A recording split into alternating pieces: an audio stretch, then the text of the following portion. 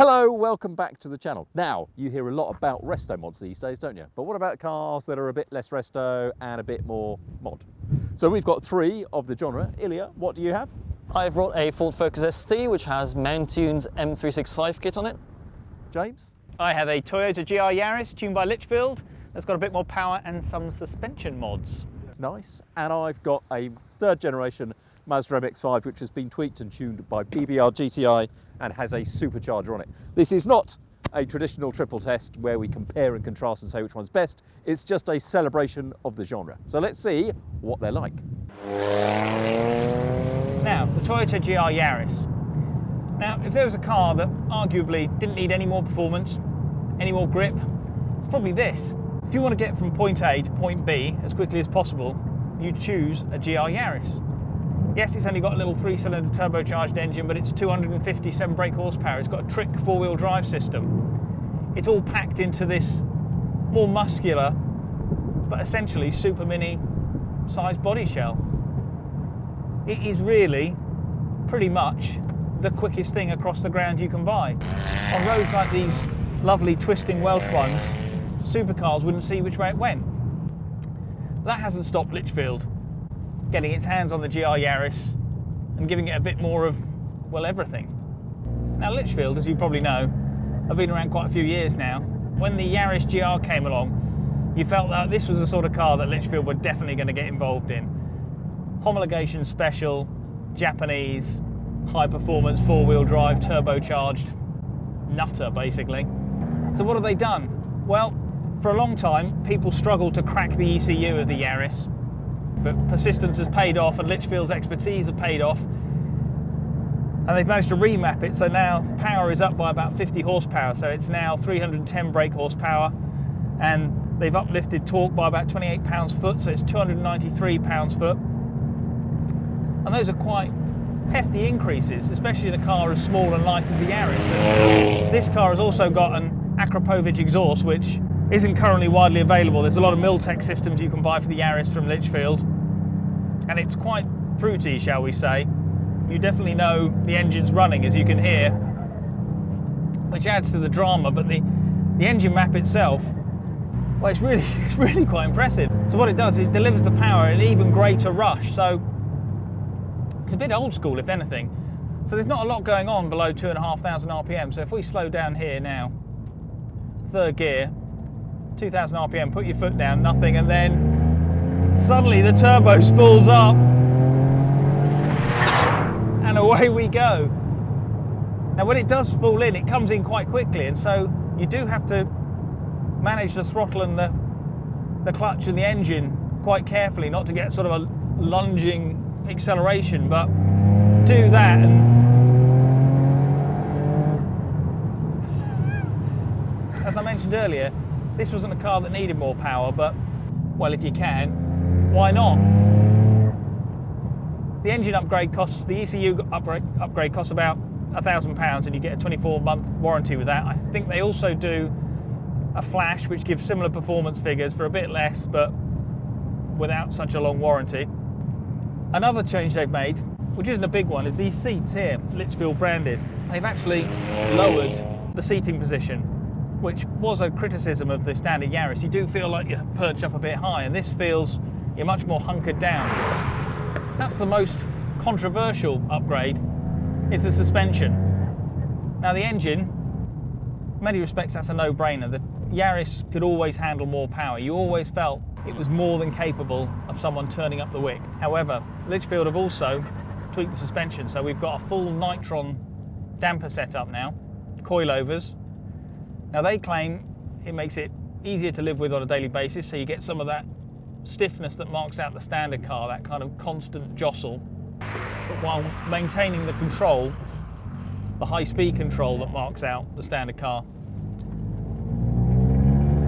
And I'd say it's 95% successful. I drove it a long way up here, up the motorway, and it does settle the ride. There's less of the constant vertical movements. And it does make it easier to live with. And on these roads, the initial travel is much softer. You don't feel the car is constantly being knocked around by the surface. and it allows it to sort of flow over the road. It's almost a slightly different beast, whereas the standard car is full of nervous pent-up energy. It just wants to sort of tear the road apart. This one is, it flows a bit more. It could be my imagination, but it feels like there's a little more heft to the steering as well. It's still not the most talkative, it never was. It's only when you pick up some really nasty compressions that sometimes it just feels like it's getting a tiny bit soft, but oh, it's a smidge.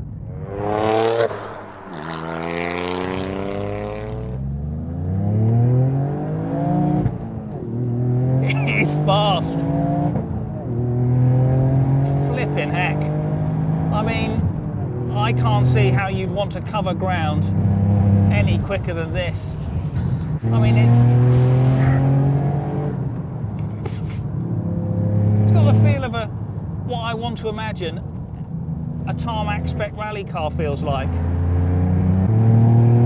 Just covering ground efficiently and smoothly as possible. It's a remarkably good setup the more you lean on it. It just makes the Yaris feel more like a guided missile across the ground. You're still keyed into the surface, but you're not getting knocked around quite as much. It's a bit much, the fartiness, but a bit of a chatter from the wastegate. Turbo starting to spin up. All adds to the fun. Simple childish fun, like the simple childish driver. Would I have these bits over the standard car? Would I add them to the standard car? Performance upgrade, I think definitely. I think the suspension gives you enough, that everyday livability, that extra compliance is enough to take away from that just slight bit of softness right at the edge when you're pushing on. As I say, it doesn't detract from it, it's just a different feeling. It's lost some of that slightly, that pent-up nervous energy of the standard car. It's just smoothed it out. It makes it feel a bit more grown up. And if you like that sort of thing, and I do, that's a good thing. As I say, it's just lost a tiny bit occasionally. Just feel it on the turn-in that the car's a tiny bit softer. That's it, nothing else. The exhaust, don't think it's for me. So, suspension and engine all in, you're looking at just over 2,000 for the suspension, about £1,000 for the engine mods. Are they worth it? I think they are.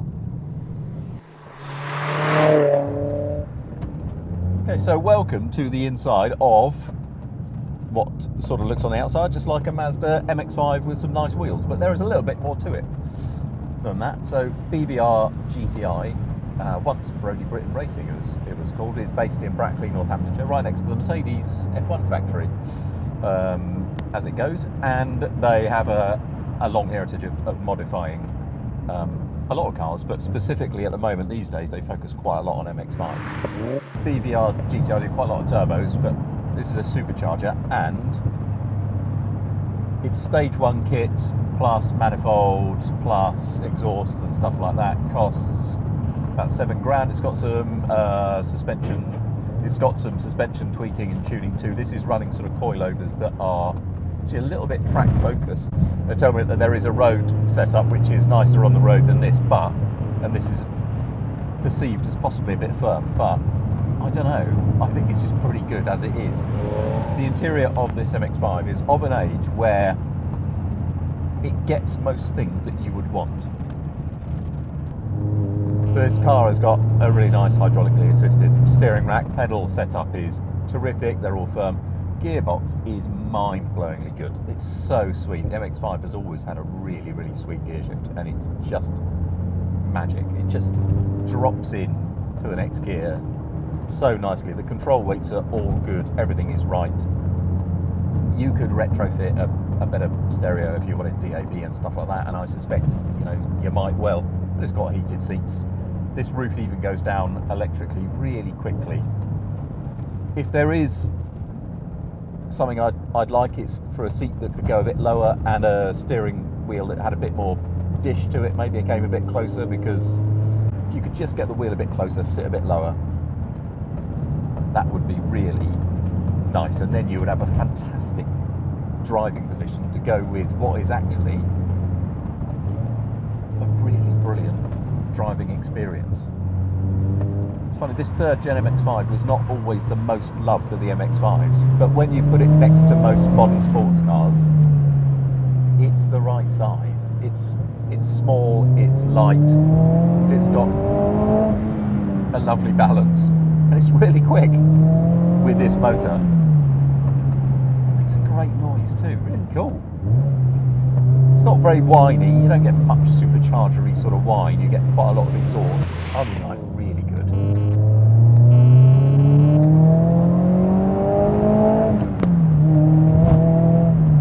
This is just superb. And it's not too harsh. There is a little creak you could possibly hear. It'd be sort of nice if you could put a cage in, stiffen the shell. It may be possible actually, but it's... I've driven a few modern sports cars of late that are bigger, more powerful, more cylinders, a lot more expensive than this. And they are not as much fun as this is. They're wider, they're heavier, they're bigger. This is fantastic. And it's 20, including the donor car. So this donor car is, it's a limited edition MX-5 of a few years ago. It's now 10 grand's worth of car, basically, with 35,000 miles on it. But given a complete refresh,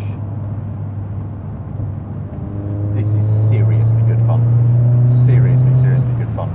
So I don't know what the other boys are going to think of the cars that they are in, but I can tell you, and this is a celebration of them all, they're all terrific. And hey, it's all people enjoying the cars that they own. But if they're having as much fun as me, I would be very, very surprised. This is mega. Welcome to the Ford Focus ST with the Mountune M365 package.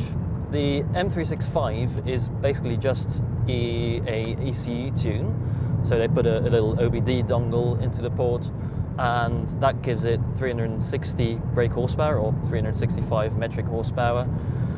Mountune does recommend to fit a number of other modifications, because otherwise it won't give the full power and it won't be reliable. So it needs a more freer flowing exhaust, a free flowing air filter, and an uprated intercooler. This car also has a few other bits on it, including some lowering springs and a short shift kit, and some graphics and different wheels and some very fancy Michelin Pilot Sport Cup tyres. As you can imagine, 360 brake horsepower is quite a lot for a Focus ST. It is properly fast, but only if you can get it to hook up, which in these damp conditions, second is out of the question, and even third is a struggle. It must be said, however, that both Ford and Mountune have done a pretty decent job at reining in the power. The Focus ST, as standard, has an electronically controlled limited slip differential, so that helps. And the tuning by Mountune actually makes sure that the power delivery is very linear. So you can give it quite a lot of power before the front wheels break loose, and you can easily mete out the power to make sure that doesn't happen. It's only if you give it full power that it gets a bit rowdy. So you can drive it perfectly normally if you want to. On this car, Mountune have also fitted a number of other modifications. Some of them are quite a good idea, others not so much. I quite like this short shift kit because the standard gear change on the Focus ST is not my favourite. It's a little bit light and indistinct, whereas this is a bit meatier and notchier, which gives you a bit more feedback. I wouldn't have Mountune's sport suspension kit, so they've put lowering springs on it. They put the car 10 millimeters lower and make it slightly stiffer. And the problem is not so much that it's too stiff. It is quite stiff, but so is a standard Focus ST.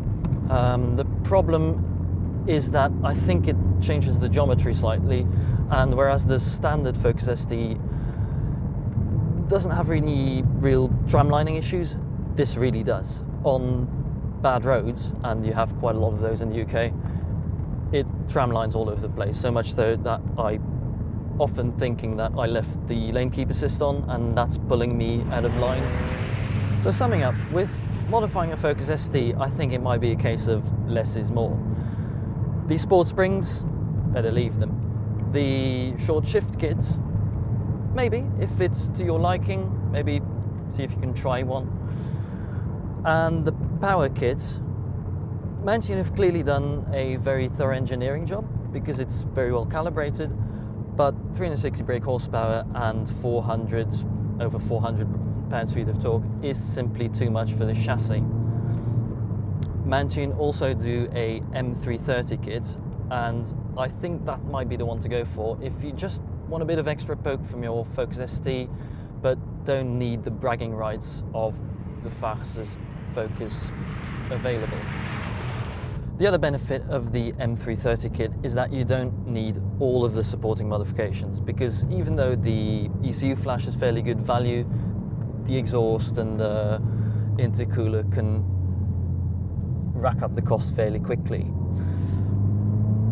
So there you have it. So whichever of these three you prefer, and I've got to say that a finely tuned Mazda MX-5 is one of the best affordable driver's cars you can get. It is nice to see that the art of modifying cars is as healthy as it has ever been.